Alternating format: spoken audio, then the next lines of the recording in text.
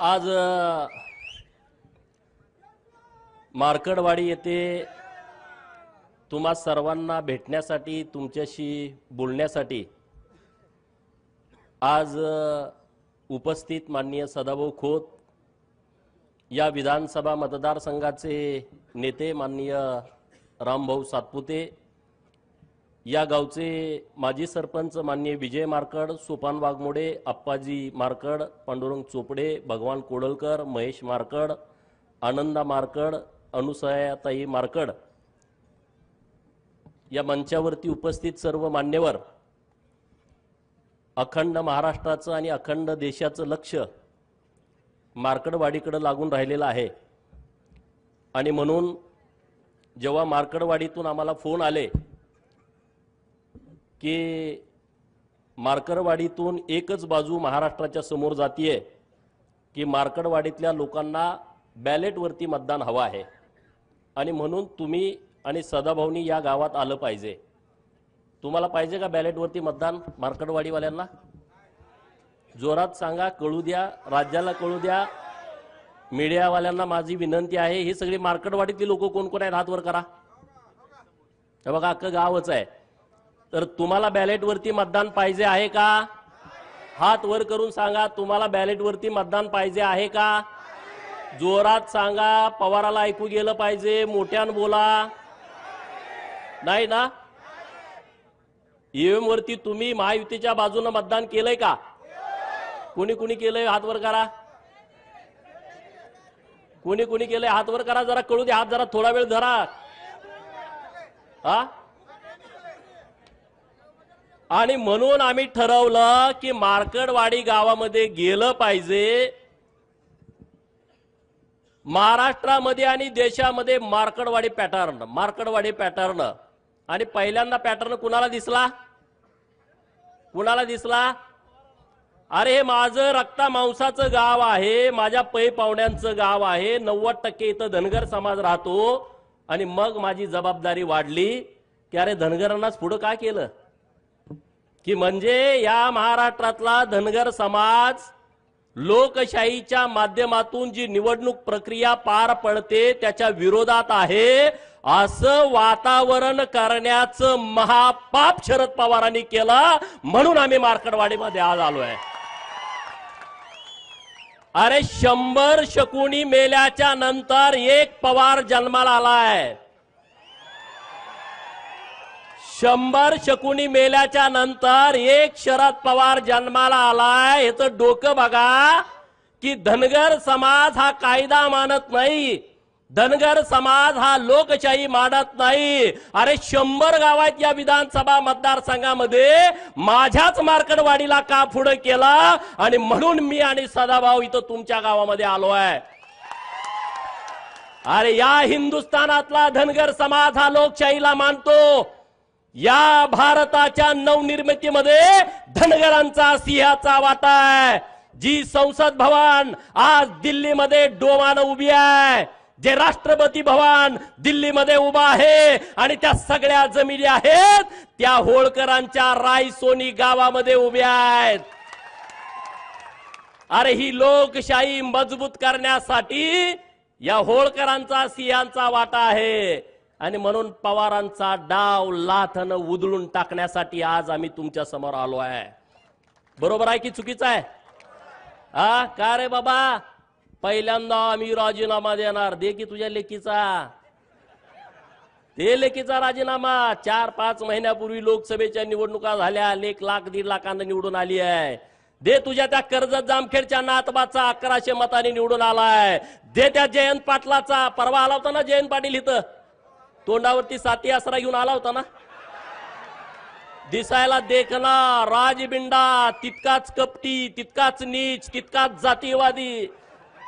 दे ना त्याचा राजीनामा, या तिघांचा राजीनामा द्या आणि ईव्हीएमचं आंदोलन सुरू करा। आणि राहुल गांधींनी त्यांनी स्वतःचा आणि त्याच्या बहिणीचा देऊ दे ना राजीनामा आणि मग या आंदोलनामध्ये येऊ दे ना। बरोबर आहे की चुकीचं आहे? बरोबर आहे काय चुकीचं आहे?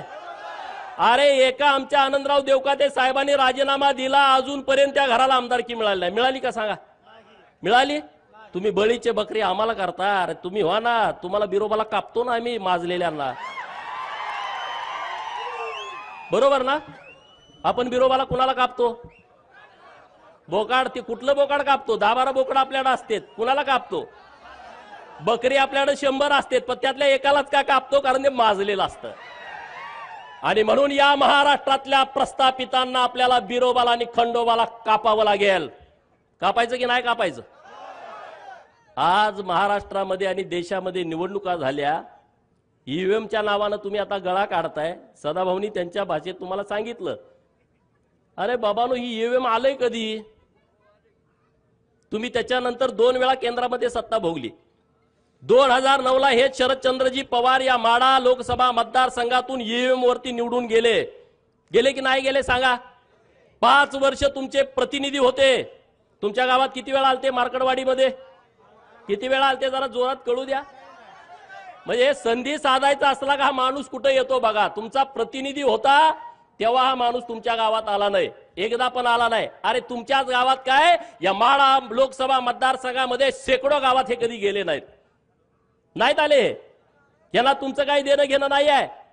यांचं कसं आहे, आमच्याच कोंबड्यानं बाग दिली पाहिजे आणि मगच उजाडलं पाहिजे. हा जो गेल्या 50 वर्षापासूनचा प्रयोग सुरू आहे, तो प्रयोग आता त्यांचा कोंबडा देवाभाऊनी कापून खाल्लेला आहे.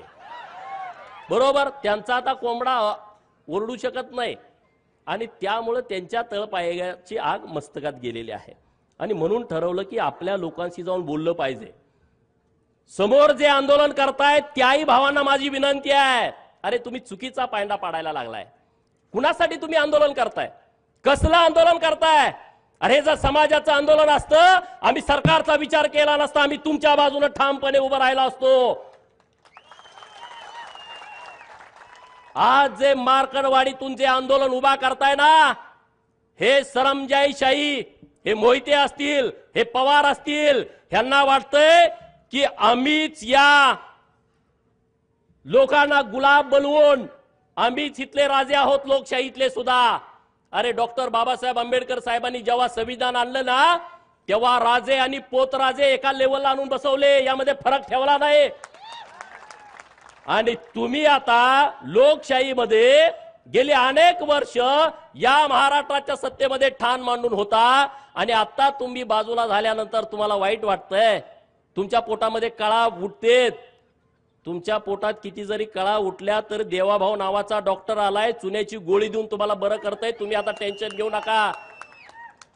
ईव्हीएमवरती घोटाळा होतोय. अरे माझं 2019ला मी बारामतीमध्ये उभा होतो, माझं डिपॉझिट जप्त झालं, मी भारतीय जनता पार्टीचा उमेदवार होतो. ईव्हीएम मध्ये जर घोटाळा असता तर माझं डिपॉझिट गेलं असतं का? तुम्ही साधा विचार करा. गेलं असतं का सांगा? जरा तरी जवळ आणून चिटकवलं असतं का नसतं? हा, जरा तरी जवळ. अरे 2024च्या लोकसभेमध्ये तुमचे 31 खासदार निवडून आले, तेव्हा ह्यांची स्टेटमेंट काय होती पवारांची? महाराष्ट्राने महायुतीचा सुपडा साफ केला. बघा पेपर काढून, बघा युट्यूब वरती बातम्या काढून. महाराष्ट्राची जनता माफ करणार नाही, त्यांनी तुम्हाला हद्दपार केलं. 4 महिन्यापूर्वी यांची स्टेटमेंट. आणि आता तुम्हाला हद्दपार केलं तर ईव्हीएमच्या मागे पवार दडायला लागले. अरे ईव्हीएम बारकी मशीन आहे, त्याच्या मागे पवारासारखा माणूस दडू शकतो का? पण दडायला लागले. सदाभाऊनी तुम्हाला सांगितलं बॅलेटवरच्या ह्यांना निवडणुका काय पाहिजेत. डॉक्टर बाबासाहेब आंबेडकर साहेब 1952ला लोकसभेला उभा होते, त्यांचा 14,000 मतांनी पराभव झाला आणि 74,000 मतं त्यांनी बाद केली होती. 74,000 मतं बाद. हे टगे लोक काय करायचे माहिती का? तुमचं बॅलेटवर आहे, दुसरी टिक मारली, बाद झालं. चिठ्ठी गिळून खाल्ली, विषय संपला. चिठ्ठी पळवून नेली, विषय संपला. आता यांना यात हस्तक्षेप करता येत नाही. आज हे मीडियामध्ये काय सांगतायत की अमेरिकेमध्ये सुद्धा ईव्हीएम वापरलं जात नाही. किती खोटं सांगायचं बघा. आज देशामधल्या अनेक राष्ट्रांमध्ये ईव्हीएम वरती निवडणुका होत आहेत. त्यामध्ये अमेरिकेमधले काही राज्य आहेत, त्यामध्ये ऑस्ट्रेलिया आहे, त्यामध्ये बेल्जियम आहे, Bulgaria, Switzerland, Canada, Mexico, Argentina, Brazil, Chile, Peru, Venezuela, Namibia, Nepal, Bhutan, Armenia, शेजारचा आपल्या बांगलादेश. आणि याच्यापेक्षा काय, जो राहुल गांधी तुमच्या गावामध्ये येणार आहे त्याच्या आजोळात इटलीमध्ये सुद्धा ईव्हीएम वरती निवडणुका होत आहेत. राहुल बाबाला माझा सवाल आहे, पहिला आजोळला जा, मामाच्या गावाला जा, जुक जुक जुक जुक आगेन गाडी, धुराच्या रेस्या हवेत काढी, पळती झाडे पाहूया आणि मामाच्या गावाला जाऊया. आमच्या लहानपणी आम्ही म्हणत होतो तू विमानातनं जा आणि इटलीमध्ये काय ईव्हीएम मधून मतदान होतं याचा अभ्यास कर ना. किती या देशामध्ये खोटं पसरवायचं. आपल्याकडे एक म्हण आहे, खरं घरातून बाहेर पडेपर्यंत, चप्पल घालूपर्यंत खोटं गावभर हिंडून येतं. खरं घरातून बाहेर पडेपर्यंत, चप्पल घालेपर्यंत खोटं गावभर हिंडून येतं. महाराष्ट्रामध्ये आणि देशामध्ये तसं झालंय. नरेंद्र मोदी साहेबांचं खरं चप्पल घालूच तर राहुल बाबाचं खोटं अकर देशभर पसरतंय. इकडं शरद पवार देवाभाऊचं खरं चप्पल घालूच तर, बाहेर पडूच तर शरद पवारचं खोटं अकर महाराष्ट्रभर पसरतोय. असं झालं, तसं झालं, अमुक झालं, तमुक झालं. अरे पारावरती गप्पा मारताना पवार साहेब लय खतरनाक माणूस आहे, पवार साहेब माणूस हुशार आहे. अरे आतापर्यंत शरद पवार हा विश्वासघातकी माणूस आहे हे सगळ्या लोकांना माहित होतं. कुणाकुणाला माहित नव्हतं हात वर करा. सगळ्याला माहित, कुणाकुणाला माहित होतं त्याने हात वर करा की शरद पवारांचं संपूर्ण राजकारण हे विश्वासघातावरती अवलंबून आहे. याबद्दल महाराष्ट्रातल्या कुठल्याच माणसाच्या मनामध्ये शंका नव्हती. का होती कुणाच्या मनामध्ये शंका? पण शरद पवार हुशार आहे असं सगळी माणसं म्हणत होती. शरद पवाराला अक्कल जास्त आहे, ती कधी काय करेल सांगता येत नाही. हे म्हणणं तुमचं खरं होतं का नाही सांगा. पण मार्कडवाडीच्या पॅटर्न मध्ये पवारांनी लक्ष घातल्यानंतर पवार विश्वासघातकी आहेत हे सगळ्याला मान्य होतं. पण पवारांची अक्कल सुद्धा संपलेली आहे हे आता मार्कडवाडीच्या आंदोलनामधनं माहीत झालेलं आहे लोकांना. बरोबर ना? अरे बाबांनो, काय आंदोलन तुम्ही करताय, काय प्रक्रिया आहे तुम्ही समजून घ्या. या महाविकास आघाडीच्या नेत्यांना मी आणि सदाभाऊंनी आवाहन केलं होतं. मुंबईमध्ये महात्मा गांधींच्या पुतळ्यांच्या समोर बसून हे आवाहन केलं होतं की 2017 साली निवडणूक आयोगानं आवाहन केलाय, जर यामध्ये काही घोटाळा असेल तर तुम्ही समोर या आणि आम्हाला दाखवून द्या. 2017 पासून 2024 पर्यंत एकही माणूस तिथं ईव्हीएम मशीन हॅक होतंय याचा पुरावा घेऊन गेला नाही. आणि आम्ही सुद्धा आवाहन केलं होतं, तुम्ही कशाला असं खोटं सांगताय लोकांना. जर ईव्हीएम हॅक होत असेल, ईव्हीएम मध्ये सेटिंग झाला असेल तर तुम्ही सगळे समोर या आणि आम्हाला दाखवून द्या की ईव्हीएम मध्ये अशा अशा पद्धतीने घोटाळा होतोय. एकही माणूस पुढे यायला तयार नाही. बक्षीस पण आम्ही जाहीर केलं. जयंत पाटील इथं आले होते परवा, त्याचा चेहरा बघितला, लय डिम पडलं होतं. अरे 22 तारखेला संध्याकाळी हा माणूस मुख्यमंत्री होणार म्हणून नव्या नवरी सरकार नटला होता, इकडं तिकडं फिरत होता की मुख्यमंत्री होणार. आणि सकाळी 11 वाजता गारज झाला, एकदम गडी डिम पडलाय. एकदम असा राजबिंडा गडी पण असा डिम पडलाय. आणि तो काय म्हणतोय, कार्यकर्त्याची मिटिंग घेऊन आपला विजय हा 61,000 मतांनी झालाय. निवडून किती मतांनी आलाय? 11,000. भाजपवाल्यांनी 50,000 मतं यात अगोदरच सेट केलेत. काय म्हणतोय? भाजपनं 50,000 मतं अगोदरच सेट केलेत. म्हणून मी आणि सदाभाऊनं घोषणा केली, जर जयंतराव पाटील बाहेरच्या देशामध्ये शिकलेले आहेत, इंजिनियर आहेत, त्यांनी जर हे सिद्ध केलं तर मी 50 रुपयाचं बक्षीस देईल आणि सदाभाऊ 51 रुपयाचं बक्षीस देईन. असं 101 रुपयाचं बक्षीस आम्ही जाहीर केलंय. लायकीप्रमाणे बक्षीस द्यावं लागतं म्हणून 101 रुपये. दुसरा कोणी हॅकर असेल तर त्याला 11 लाख रुपयाचं आमचं वेगळं बक्षीस आहे. त्यानं जर त्याच्या बुद्धिमत्तेने हॅक केला तर काय प्रकार आहे. किती खोटं बोलायचं, लोकांना किती खोटं सांगायचं. जयंत पाटलांना ही प्रक्रिया माहित नाही ईव्हीएमची, शरद पवारांना ही प्रक्रिया माहित नाही. मी आवाहन करतो मार्कडवाडीतून शरद पवारांनी राष्ट्रवादी काँग्रेसच्या खासदारांचं, राष्ट्रवादी काँग्रेसच्या आमदारांचं एक प्रशिक्षण घ्यावं आणि या देशामध्ये निवडणुका कशा होतात त्याचं प्रशिक्षण पहिल्यांदा त्यांना द्यावं. आणि मग महाराष्ट्राच्या विधानसभेची निवडणूक झाल्यानंतर तुम्ही मार्कडवाडीमध्ये बॅलेट वरती मतदान घेण्याचा आग्रह करताय म्हणजे तुम्ही कायदा मानत नाही, म्हणजे तुम्ही संविधानाला मानत नाही. शरद पवाराचा हम करे सो कायदा सुरू आहे, ते देशामध्ये संविधानाला मानत नाहीत. अरे साधं गणित आहे. लोकप्रतिनिधी अधिनियम आहे 1951, कलम 19A, कलम 20 आणि कलम 20A काय म्हणताय की या देशामध्ये निवडणूक घेण्याचा अधिकार फक्त इलेक्शन कमिशन ऑफ इंडियाला आहे किंवा त्यांच्या लोकांना आहे. याच्या व्यतिरिक्त दुसरा माणूस निवडणूक घेऊ शकत नाही. म्हणजे दुसऱ्या त्यांच्या मशिनरीला म्हणजे कोणाला? कलेक्टरना लोकसभेची निवडणूक, प्रांतांना विधानसभेची निवडणूक, बीडीओ आणि तहसीलदारांना पंचायत समिती आणि जिल्हा परिषदची निवडणूक घेण्याचा अधिकार आहे.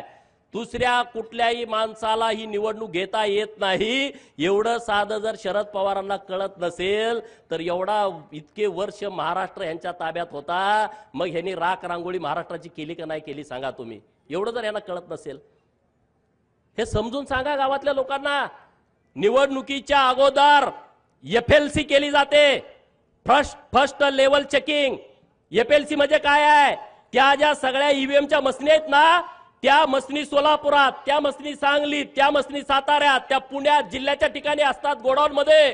तिथं प्रत्येक पक्षाचा प्रतिनिधीला बोलवलं जातं. भाजपा, राष्ट्रवादी, शिवसेना, उद्धव सेना, शरद पवारची राष्ट्रवादी, काँग्रेस, छोटे पक्ष, बसपा असेल, माकप असेल, सेकाप असेल, रासप असेल, रिपाई असेल, रयत संघटना असेल, या सगळ्या पक्षाच्या प्रतिनिधीला बोलावलं जातं आणि तिथं फर्स्ट लेवल चेकिंग केलं जातं. म्हणजे काय केलं जातं? तुमच्या विधानसभा मतदारसंघामध्ये जेवढ्या मसनी आहेत, जेवढे बूथ आहेत, त्या मसनीपैकी 1% मशीनवरती 1200 मतदान पोलिंग करून घेतली जातात. किती? 1200 मतदान तुमच्या समोर. आणि मग ते चेक केलं जातं हे 1200 मतदान पडले का. परत 2% मसनी त्यातल्या घेतल्या जातात, त्यामध्ये 1000 मतदान चेक केलं जातं. 1000 वेळा मतदान द्यायचं आणि ते चेक करायचं त्यालाच दिलंय का. आणि मग तिसऱ्या वेळा परत 2%, त्यामध्ये 500 मतदान द्यायचं. हे 2%, 2% आणि 1%, 5% झालं. आणि राहिलेल्या सगळ्या मसनीवरती एका मशीन मध्ये 16 उमेदवार असतात, त्या प्रत्येक मसनीवरती 6 प्रत्येक उमेदवाराला मतदान द्यायचं आणि ते चेक करायचं. हे चेक त्यांच्या समोर करायचं आणि त्यांनी सह्या करायच्या सगळ्या प्रतिनिधींनी. आणि मग जेव्हा ही मशीन आपल्या गावात येते ना बूथवरती, तिथं आल्यानंतर आपल्या सगळे आपण मतदान प्रतिनिधी असतो, त्यांच्या समोर प्रत्येक मशीनवरती 50 मतदान करून घ्यायचं. किती? येड्यात कोणाला काढताय? अरे आमचा मेंढका सुद्धा हुशार झाला पवाराच्या पार्टीच्या लोकांनो. मेंढक्याला सुद्धा अक्कल आली. अरे उद्या आमचा मेंढका जर आमदार झाला तर तुमच्यापेक्षा चांगलं काम करू शकतो. पण तुम्ही लोकांची दिशाभूल करताय, लोकांना फसवताय, लोकांना खोटं सांगताय. पवारांना माझं आव्हान आहे, मार्कडवाडी पॅटर्न पवारांना का जवळचा वाटतोय? मी मीडियामध्ये पण सांगितलं. पवारांना अट्रॅक्शन मार्कडवाडीचं का आलं, राहुल गांधींना अट्रॅक्शन मार्कडवाडीचं का येत आहे, तर त्याचं कारण मित्रांनो वेगळं आहे. नानाभाऊ आपले यायला लागलेत पाणी करायला. त्यांचं काय वेगळं गणित आहे की या देशातली जनता नरेंद्र मोदी साहेबांना परत 2029ला पंतप्रधान करणार आहे. तुमचं काय मत आहे? तुमचं काय मत आहे? हे लोकमत आहे, बरोबर की नाही बरोबर? नरेंद्र मोदी साहेब परत 2029ला पंतप्रधान होणार आहेत. आता देवाभाऊ 5 वर्षासाठी महाराष्ट्रात मुख्यमंत्री झाले. किती जरी तुम्हाला वाईट वाटलं तर आता त्याला नाइलाज आहे. पवारांच्या पार्टीचं जातीवाद्यांचं म्हणणं काय होतं महाराष्ट्रातल्या माहित आहे का? महाराष्ट्रात महायुतीचं सरकार यायला नाही पाहिजे. बघा पहिली यांची इच्छा मोहितेंची काय, महाराष्ट्रात महायुतीचं सरकार नाही आलं पाहिजे. महाराष्ट्रात जर महायुतीचं सरकार आलं तर भाजपचा मुख्यमंत्री झाला नाही पाहिजे. दुसरी इच्छा. तिसरी इच्छा काय, जर भाजपचा मुख्यमंत्री झाला तर देवाभाऊ झाला नाही पाहिजे. अरे आमचा मसोबा, बिरोबा, खंडोबा, धुळोबा, मकुबाई, नीनाबाई ही सगळे आमचे देव जागे आहेत रे. तिथला बहुजन जागा आहे गावगाड्यातला. गावगाड्यातल्या लोकांनी डोळं उडून बघितलं की बाबानो हे देवाभाऊच का लागते, नरेंद्र मोदी साहेब का पाहिजे. ईव्हीएम हॅक केली, ईव्हीएम हॅक केली. होय ईव्हीएम हॅक केली दिवाण सर, पण कुणी केली? लाडक्या बहिणीने हॅक केली. 1500 रुपये माझ्या बहिणीला दिले. सुप्रिया सुळे काय म्हणाल्या, 1500 रुपयात काय होतंय? बातमी बघितली होती ना टीव्हीवरती. 1500 रुपयात काय होतंय? मी सांगितलं, चॅनेलवाल्यांनी मला विचारलं ताई असं बोलतात की 1500 रुपये काय होतंय. मी त्या चॅनेलवाल्यांना सांगितलं हे 1500 रुपये मुंबईमध्ये ताज हॉटेलला बसून 1500 रुपयाची कॉफी पिणाऱ्यासाठी नाहीत. हे 1500 रुपये ट्रायडंट हॉटेलला 1000 रुपयेचा चहा पिणाऱ्यासाठी नाहीत, 2-3 लाखाचा गॉगल घालणाऱ्यांच्यासाठी हे अजिबात नाही आहे. ज्यांच्याकडे 1.5-2-3 लाखाची पर्स आहे अजिबात नाही. ज्यांच्या पायामध्ये 1.5 लाखाचा 50,000चा 1 लाखाचा उंची सॅन्डल आहे त्यांच्यासाठी नाही, लिपस्टिक वाल्यांच्यासाठी नाही. हे कुणासाठी आहे? मार्कडवाडीमध्ये जी माझी बहीण रानामध्ये काम करते आणि तिच्या अंगामध्ये ताप आला, कणकणी आली, थंडी आली आणि तिच्याकडे 50 रुपये इंजेक्शनासाठी नाही, त्या माझ्या बहिणीसाठी ही योजना आहे.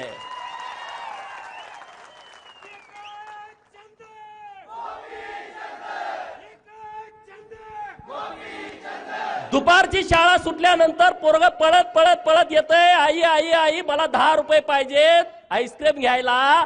आणि जेव्हा आई घरामध्ये जाते, डब्यामध्ये बघते, गाडग्यामध्ये बघते, चुलीजवळ बघते, तिच्याकडे 10 रुपये नाहीत आणि म्हणून तिच्या डोळ्यात पाणी येतंय की मी माझ्या लाडक्या पोराच्या हातामध्ये खाऊसाठी 10 रुपये देऊ शकत नाही.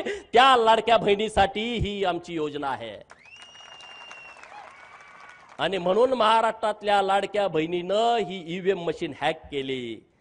या महाराष्ट्रातल्या ओबीसीनं 346 जाती असणाऱ्या ओबीसीनं, भटक्या विमुक्तानं, या महाराष्ट्रातल्या लोकांनी ईव्हीएम मशीन हॅक केली. सगळी मतं ही महायुतीच्या बाजूने दिली. या महाराष्ट्रातला गरीब मराठा ताकदीनं देवाभाऊंच्या पाठीमागे उभा राहिला, त्यानं ही मशीन हॅक केली. मित्रांनो, गावातल्या कोतवालाला जाऊन भेटा, 7,500 पगार वाढवला, परत 10% वाढवला. कोतवालाचं गावात संबंध किती असते तुम्हाला माहित आहे? कोतवालाच्या पुढे कोण जाते का? नाहीतर उतारा उलटा पालटा करून टाकते. या महाराष्ट्रातल्या कोतवालांचा 7,500 पगार वाढवला. त्या कोतवालांनी आमच्या बाजूने मतदान केलं, त्यांनी ईव्हीएम मशीन हॅक केली. गावातल्या पोलीस पाटील इथं कोण आहे का? पोलीस पाटील 8,500 मानधन वाढवलं या महाराष्ट्रातल्या पोलीस पाटलांचं. मग police Patil EVM machine hack करायचं सोडल का सांगा? 5 वर्ष आंदोलन करत आम्हाला हे द्या, आम्हाला ते द्या, कुणी काय दिलं नाही. देवाभाऊनी 8,500 वाढवून टाकले. पोलीस पाटलाला पै पाहुणे नातेवाईक असते की नाही? पाटील गावात रुबाबदार असते, दिलं नसतंय काम पाटलाचं. पाटलाच्या नातेवाईकांनी मशीन हॅक करून टाकली. सगळे महायुतीच्या बाजूने मतदान करून टाकलं की नाही टाकलं सांगा? होमगार्ड पोरं आंदोलन करतेत, 180 दिवस आम्हाला काम द्या आणि आमच्या मानधनात दुप्पट वाढ करा. कधीच कुणी केली नाही. देवाभाऊने केली, दुप्पट वाढ करून टाकली. पोलीस ड्रेसमध्ये असणारा माझा होमगार्ड भाऊ खुश झाला, त्यानं ईव्हीएम मशीन हॅक केली. 1 रुपयामध्ये विमा. त्या द्राक्ष बागायतदार शेतकऱ्याला विचारा, त्या डाळिंब बागायतदार शेतकऱ्याला विचारा, त्या ऊसवाल्याला विचारा, त्या कापूसवाल्याला विचारा, 1 रुपयामध्ये विमा. अरे शेतकरी खुश झाला. 0 लाईट बिल, शेतकरी खुश झाला. मी विचारलं शेतकऱ्यांना प्रचाराला गेल्यावर, किती वीज बिल होतं तुमचं? म्हणला 5 लाख. घेतल्यापासून भरलंच नाही. 3 लाख, 2 लाख. मग तो काय पवारच्या बाजून मतदान करेल का सांगा ना? ज्याचं लाईट बिल 3 लाख, 4 लाख, 5 लाख माफ झालं, तो पवारांच्या बाजूने मतदान करेल का? नाही करणार. त्यानं ईव्हीएम मशीन हॅक केली. ही बोंबलत सुटले ईव्हीएम मशीनच्या नावानं. ह्या लोकांनी मशीन हॅक केली. मित्रांनो, या राज्यामध्ये पहिल्यांदा मेंढपाळाला चराई भत्ता द्यायचा निर्णय सरकारनं घेतलाय. जातोय ना मेंढराकडं, फॉरेस्टवाला म्हणतोय तुला येऊ देत नाही. म्हणलं राहू दे, येऊ देत नाही तर पैसे दे रान घ्यायला. आणि सरकारनं निर्णय केला, एका मेंढपाळाला एका महिन्याला 6,000 रुपये, 4 महिन्याचे 24,000 रुपये. त्या मेंढक्यानं ईव्हीएम मशीन हॅक केली. महाराजा यशवंतराव होळकर महामेश योजना आली आहे, त्या मेंढक्याला त्याचा लाभ होतोय. त्यानं तुमची ईव्हीएम मशीन हॅक केली आहे. या महाराष्ट्रातल्या गरीबाची पोरं प्रत्येक जिल्ह्याला 100 मुलं मराठा समाजाची, 100 मुली मराठा समाजाच्या हॉस्टेलला राहत आहेत. 100 मुलं ओबीसीची, 100 मुलं ओबीसीच्या मुली. त्या हॉस्टेल चालू केली. त्यांच्या आई वडिलांनी ईव्हीएम मशीन हॅक केली आहे. ही ईव्हीएम मशीन त्यांनी हॅक केलेली आहे. या महाराष्ट्रातल्या सगळ्या मुलींचं उच्च शिक्षण सरकारनं मोफत केलं. मेडिकलचं, इंजिनिअरिंगचं, बी फार्म, डी फार्म. त्या मुलीच्या आई वडिलांनी, आजोबांनी, पंजोबांनी ही ईव्हीएम मशीन हॅक केली की नाही सांगा? या देशातल्या आणि महाराष्ट्रातली 73 मंदिरं आपल्या सरकारच्या माध्यमातून 60 वर्षाच्या वरचे जे आपले आई वडील आहेत त्यांच्यासाठी मोफत दर्शन सुरू केलंय. केदारनाथला जावा, अमरनाथला जावा, तुम्ही कुठेही जा, काशीला जावा. हे सगळं त्या भाविकांनी मशीन हॅक केली आहे। 50% सूट घेऊन ज्या भगिनीनं एसटीचा प्रवास केलाय, कुणी कुणी केलाय प्रवास 50% सूट मध्ये, हे काय माझ्या सगळ्या बहिणी आहेत, या बहिणींनी ती मशीन हॅक केलेली आहे। महाज्योतीच्या माध्यमातून या महाराष्ट्रातल्या ओबीसींची हजारो पोरं तहसीलदार झाली, प्रांत झाली, पीएसआय झाली, डीवायएसपी झाली, कलेक्टर झाली, एसपी झाली। त्या बहुजनांच्या पोरानं ओबीसीच्या पोराच्या आई वडिलांनी मशीन हॅक केलेली आहे। 22 पोरं महाज्योतीच्या माध्यमातून वैमानिक झाली। अरे पवाराला कधी कळलं होतं का?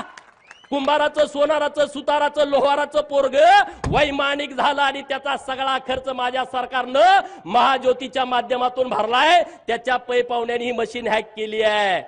एक सांगू का, अनेक सांगू, किती गोष्टी तुम्हाला सांगू? या सगळ्या मशीनी हॅक झालेत का नाही? हे केंद्राच्या आणि राज्याच्या योजनेतून हॅक झालेल्या आहेत। आणि त्यामुळे तुम्ही नुसत्या बोंबा मारू नका। तुम्ही किती जरी बोंबा मारल्या तर त्याचा उपयोग होणार नाही।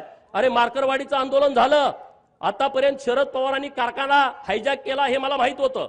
आतापर्यंत शरद पवारांनी रयत शिक्षण संस्था हायजॅक केली हे मला माहित होतं। सूतगिरण्या हायजॅक केल्या हे मला माहित होतं। यशवंत चव्हाण प्रतिष्ठान ते हायजॅक केलं माहित होतं। पण हा लबाड लांडगा मार्करवाडीचं आंदोलन पण हायजॅक करतोय, याचं मला विशेष वाटलं। अरे तुमचं आंदोलन पण त्याला पळवून नेलं, पवारांच्या नावावरती आंदोलन पडलाय। आणि म्हणून मार्करवाडीतल्या सगळ्या लोकांना माझं आव्हान आहे, उद्या तुम्ही बसा, हे राजकारण जाऊ द्या बाजूला, हे विधानसभेचा विषय नाही आहे, हे माळशिरस तालुक्याचा विषय नाही। अरे महाराष्ट्राला चुकीच्या पद्धतीनं दिशा देण्याचा प्रयत्न, भारताला चुकीच्या पद्धतीनं दिशा देण्याचा प्रयत्न या मार्करवाडीच्या आडून केला जातोय, तो इथल्या लोकांनी खपवून घेतला नाही पाहिजे। हे चुकीच्या लोकांना तुम्ही खतपाणी घालताय, ज्यांची माती झाली आहे, ज्यांचं स्मशान वाटा झालाय, त्या लोक हे चुकीच्या पद्धतीनं आंदोलन हाताळतायत। आणि मुंबईमध्ये बघितलं हे कसं आहे बघा प्रकरण, मार्करवाडीमध्ये प्रशासन गैरवापर करताय म्हणून आम्ही आमदारकीची शपथ घेत नाही। पहिल्या दिवशी तुम्ही बघितलं का? पहिल्या दिवशी काय केलं? आमदारकीची आम्ही शपथ घेत नाही। माझा दुसऱ्या दिवशी यांनी काय घ्यायची सांगा? बरोबर ना? तुम्हाला हे पसंत नाही, तुम्ही ईव्हीएमच्या विरोधामध्ये आहे, तर तुम्ही पहिला राजीनामा दिला पाहिजे ना। तुम्ही पहिला राजीनामा देऊन टाका ना सगळेजण सरसकट। तुमच्या कुणाच्या तरी सांगण्यानं बॅलेटवरती निवडणुका होतात। अरे काय धर्मशाळा आहे का? कुणी पण सांगावं आणि कुणी काय करायचं? हे कायद्याचं राज्य आहे, हा कायद्याचा देश आहे। जे संसदेमध्ये चालतंय, जे महाराष्ट्राच्या विधानसभेमध्ये कायदे होतात, त्या पद्धतीनं हा देश चालतो। पवारांनी सांगण्यावरून आणि त्यांच्या बगलबच्च्यांच्या सांगण्यावरून हा देश चालत नाही, राहुल गांधीच्या सांगण्यावरून हा देश चालत नाही। ज्यांना ही प्रक्रिया मान्य नसेल त्यांनी राजीनामे द्या आणि मग तुम्ही आंदोलन सुरू करा। नुसतं करंगळी कापून शहीद झाल्याचा आव आणू नका। ज्यांना कोणाला द्यायचं आहे ना, आज दिल्लीमध्ये तिथं सुप्रिया सुळेंनी ओम बिर्ला साहेबांना जाऊन भेटावं अध्यक्षांना आणि तिथं तात्काळ राजीनामा द्यावा। ईव्हीएम वरती माझा विश्वास नाही आणि म्हणून मी राजीनामा देत आहे आणि मी माझ्या बाबाच्या सोबत आंदोलनात उडी घेत आहे। राहुल गांधी आणि प्रियांका गांधींनी ओम बिर्ला साहेबांना भेटावं आणि डायरेक्ट राजीनामा द्या ना। मीडियाच्या समोर काय राजीनामा देत आहे? आणि रोहित पवार, जयंत पाटील यांनी उद्याच्या उद्या, कालच राहुल नार्वेकर साहेबांचे अध्यक्ष म्हणून निवड झालेली आहे, त्यांच्याकडे पहिल्यांदा जाऊन राजीनामा द्यावा। जर उद्या यांनी राजीनामा दिला नाही तर परत ईव्हीएमच्या विरोधात थोबाड उचकायचं नाही। बरोबर ना? बरोबर का चूक आहे? तुम्हाला करायचंय तर खरंच करून टाका ना। नाटक कशाला करताय? नाटक करू नका। तुम्हाला जे काम करायचंय ते तुम्ही एकदम बिनधास्त करा। मला एका मित्राचा सकाळी मेसेज आला आणि त्यानं असं त्यामध्ये लिहिलं होतं, मला महाराष्ट्रात मविआचे सरकार येईल अशी पवारांना होती आशा। महाराष्ट्रामध्ये मविआचं सरकार येईल अशी पवारांना होती आशा, परंतु मार्करवाडीकरांनी त्यांच्या तोंडात घातल्या माश्या। महाराष्ट्रात मविआचं सरकार येईल अशी पवारांना होती आशा, परंतु मार्करवाडीकरांनी त्यांच्या तोंडात घातल्या माश्या। पवारांच्या राजकीय जीवनाचा केला तमाशा, म्हणून पवार वाजवत आहेत ईव्हीएमचा ताशा। बरोबर ना? अरे अहमदनगरचं नाव बदललं, पुण्यश्लोक अहिल्यानगर केलं, मार्करवाडीतल्या लोकांना काय आनंद झाला असेल का नसेल? झाला की नाही झाला? अरे मग त्यांनी मतं दिली असतील ना। मोहितेच्या विरोधामध्ये लढायचा डीएनए इथल्या लोकांचा आहे। सीताराम अण्णा वाघमोडेंच्या पासून एसबी अण्णांच्या पर्यंत आहे की नाही? आहे की नाही? मग ते काय लगेच बदलतेत वर? एवढे काय गुलाम झालो का आम्ही? आमच्यात पण काय रग आहे की नाही? हा, रामभाऊच्या डोक्यात तोच विषय आहे, दुसरा विषयच नाही. रामभाऊ प्रचाराची सभा असल्यासारखा ठोकूनच काढतो मोहितेंना. अरे रामभाऊ सारखा पोरगा, माझ्यासारखा पोरगा, हे भाजपमुळे आमदार झालो आम्ही. आम्हाला केलं असतं का सांगा? आम्हाला आमदार केलं असतं? अरे आमची शिफारस करायला माणूस नाही, जी कोण जाईल ते उलटच सांगते, जी कोणी जाईल ते उलटच सांगते. मला सदाभाऊला मी, आम्ही दोघच आहे. सदाभाऊला म्हणतात गोपीचंदला कशाला नादाला लागतोय, मला म्हणत नाहीत, त्याला माहित आहे.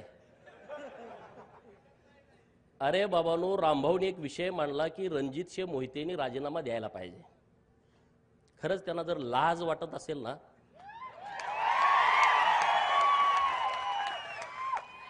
अरे आपण ज्या देवाभाऊंच्या मुळे माणसात आहोत, जेलमध्ये तुम्ही असता, त्या देवाभाऊंच्या अडचणीच्या काळामध्ये तुम्ही लोकसभेला आणि विधानसभेला विरोधामध्ये गेला. नितेश राणेंचं टाळ्या वाजवून जरा अभिनंदन करा. मी एक कहाणी तुम्हाला सांगणार आहे. नारायण राणे हा एकदम कडवा माणूस आहे, बरोबर, रगेल आहे. पोरं त्यांच्या पुढची रगेल निघाले. परवा देवाभाऊंचा गटनेतेपदी जेव्हा निवड झाली विधिमंडळाच्या, तेव्हा सदाभाऊ त्यांच्या बाजूला मी, माझ्या बाजूला नितेश राणे, नितेश राणेच्या बाजूला रणजित मोहिते बसले होते सेंट्रल हॉलला. नितेश राणे साहेबांना ते दिसले, म्हणजे अरे तू कसं काय इथं आलायस? हे खरी परिस्थिती. अरे तुला काय लाज लज्जा वाटत नाही का? नाही नाही, ते रामभाऊनं आमच्या खानदानाची आईवण काढली. अरे तुझी कुठं, तू खानदान सगळं जेलमध्ये असतं तुझं म्हणले. तू काय सांगतोय रे म्हणले? देवाभाऊंच्या विरोधात गेला, चाल पाहिला निघ. 4 दिवसापूर्वी गेलं ते उठूनच गेलं. आता ह्याच्यापेक्षा काय सांगायला लागतंय का? सेंट्रल हॉलमध्ये जर कॅमेरा असेल, मला माहित नाही कॅमेरा आहे का नाही तिथं, पण तिथं ते झाडलं, बाकीचे पण आमदार इकडे तिकडे कावऱ्या बावऱ्या बघायला लागले. वाघाच्या पोटी वाघ जन्माले तशी ती आहेत, ठोकून काढला. अरे म्हणले देवाभाऊ आमच्यासाठी महत्वाचा आहे, कुठलं काय काढून बसलाय, घराचं बोललं न्यायचं बोलला. ही सगळी स्वप्नात होती. हे जे प्रस्थापित आहेत ना, प्रस्थापित नावाची जी जात महाराष्ट्रात आहे का नाही, त्यांच्या छाताडावरती नाचायला पाहिजे तुम्ही आम्ही सगळ्यांनी.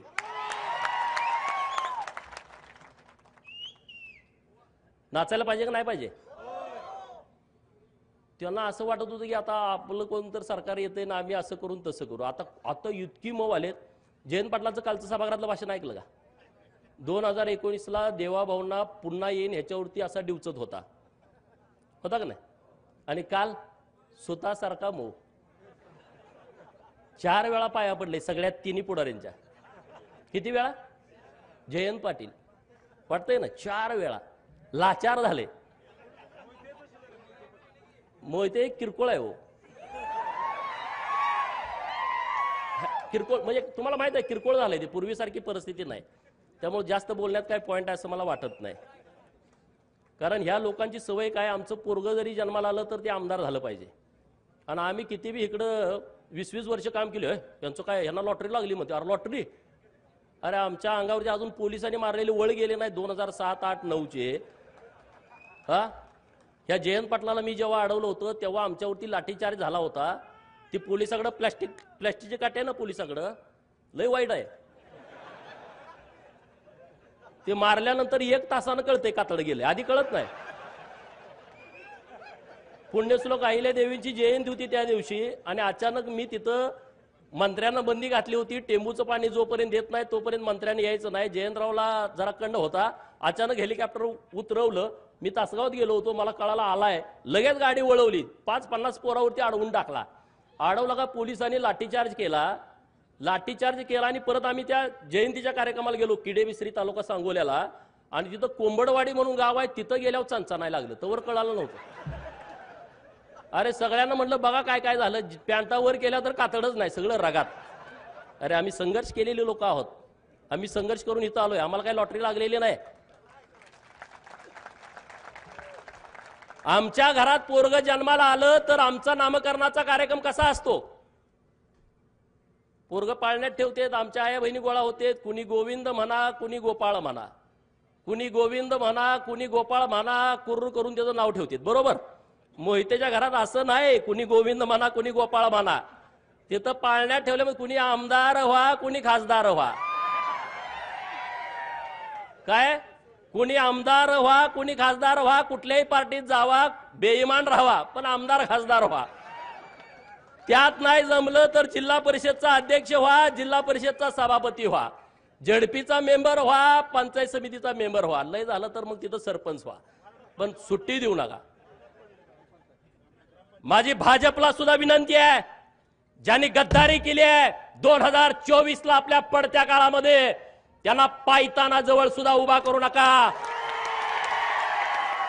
एकट्या मोहित्यांचा विषय नाही, महाराष्ट्रात ज्याने ज्याने आपला लाभ घेतला, आपला गैरफायदा घेतला, त्यामुळे तुम्ही रामभाऊ चिंता करू नका. तुमचा योग्य सन्मान भारतीय जनता पार्टीच्या माध्यमातून होईल. यासाठी मी आणि सदाभाऊ माननीय देवाभाऊंना जाऊन भेटेन, चिंता करू नका अजिबात. आणि आपण काय काळजी करायची? आपला काय बाप आमदार खासदार होता का? अरे तुमचा तर बाप ऊस तोड मजूर होता. माझी आई मी तुमच्या समोर बोलत असताना शेतात राबतेय, सदाभाऊची आई शेतामध्ये राबतेय. आपलं नुकसान होणार आहे काय? आपला काय कारखाना आहे का, सुदगिरणी आहे का, बँक आहे का, आपल्यावर लोन आहे? काय नाही. आपल्याकडे कापड आणि गाडी सोडून काही नाही. काय चिंता करायचं आहे? त्यामुळं कुठल्याही प्रस्थापिताच्या छाताडाला धरायला आम्हाला कधीच काय भीती वाटत नाही.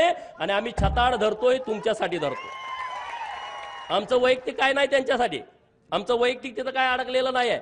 आणि म्हणून आज ईव्हीएमच्या बाबतीमध्ये जो खोटं खोटं खोटं, अरे लोकांना ती खरं वाटायला लागलं. आता मला कुलाळवाडी नावाचं गाव आहे, 11च मतं विरोधात पडलेत, मग तिथं काय ईव्हीएम घोटाळा झाला? अरे मला मानणारी, भाजपला मानणारी, देवाभाऊला मानणारी लोक आहेत त्या गावातली, नुसती 11 मतं विरोधात गेली 1100 पैकी. अशी कितीतरी गाव आहेत महाराष्ट्रामध्ये. वन साइड सगळं मतदान झालेलं आहे. अरे या महाराष्ट्रातल्या जनतेचा विचार करणारा माणूस जर मुख्यमंत्री होणार असेल तर लोक पवारांना मतं देतील का? लोक विरोधकांना मतं देतील का? अरे देणार नाहीत. या महाराष्ट्रातल्या गोरगरिबांचा, उपेक्षितांचा, अपमानित लोकांचा नेता देवाभाऊ आहे. या महाराष्ट्रातल्या प्रस्थापितांचा कर्दन काळ आहे. या महाराष्ट्रातल्या विस्थापितांची काळजी घेणारा नेता आहे. आणि हा नेता महाराष्ट्राच्या सत्तेमध्ये यावा म्हणून गावगाड्यातल्या लोकांनी मतदान केलाय. गावगाड्यातल्या लोकांनी मतदान केलाय. गावगाड्याची काळजी घेणारा नेता आहे. अरे त्याला किती बदनाम करण्याचा तुम्ही प्रयत्न केला, किती आंदोलन केली, किती वेळा त्यांना डॅमेज करण्याचा प्रयत्न केला, किती त्यांना जातीवरनं हिनवलं. आणि तुम्ही पुरोगामी आहे का? अरे पुरोगामीच्या कंबाड्यात लाता लोकांनी घातलेल्या आहेत. यासलं थोतांड चालणार नाही या महाराष्ट्रामध्ये. अरे पुण्यश्लोक अहिल्यादेवींचं नाव दिलं सोलापूरच्या विद्यापीठाला. पवारांच्या मागे होतो आपण 2004 ते 2018. का नाही नाव दिलं? का प्रश्न पडतो का नाही स्वतःच्या मनाला? पडतो की नाही पडत? सोलापूर मधला हा विषय. आघाडीचं सरकार होतं, नाव दिलं नाही. आमची लोक विसरतात का?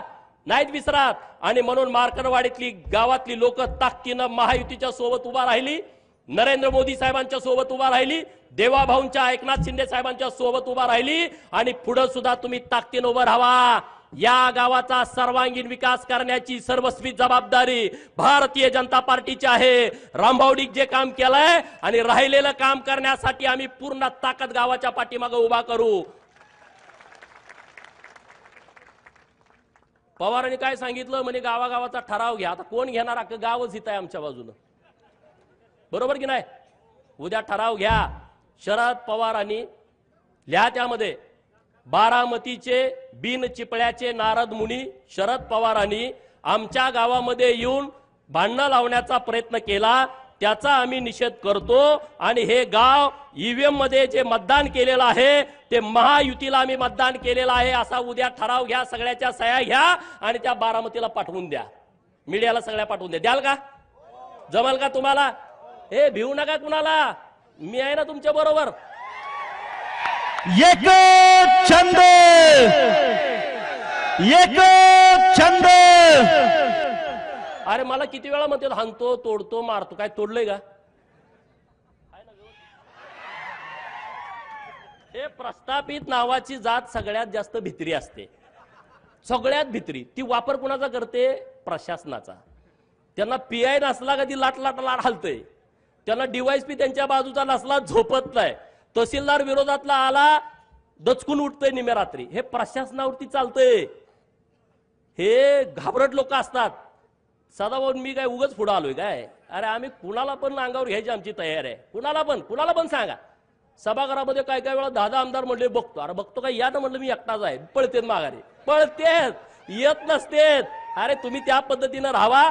मार्करवाडी आणि माळशिरस तालुक्यातल्या आणि महाराष्ट्रातल्या लोकांना माझी विनंती आहे, जो पवारांनी हे आंदोलन हातामध्ये घेतलाय ते आंदोलन आपल्याला मुळापासून खऱ्या रूपानं मोडीत काढायचं आहे. त्यामुळे गावागावामध्ये ठराव घ्या आणि सगळ्या मीडियामध्ये द्या. एवढंच या निमित्तानं बोलतो. मार्करवाडीतल्या सगळ्या लोकांना मनापासून धन्यवाद देतो आणि थांबतो. जय हिंद, जय महाराष्ट्र.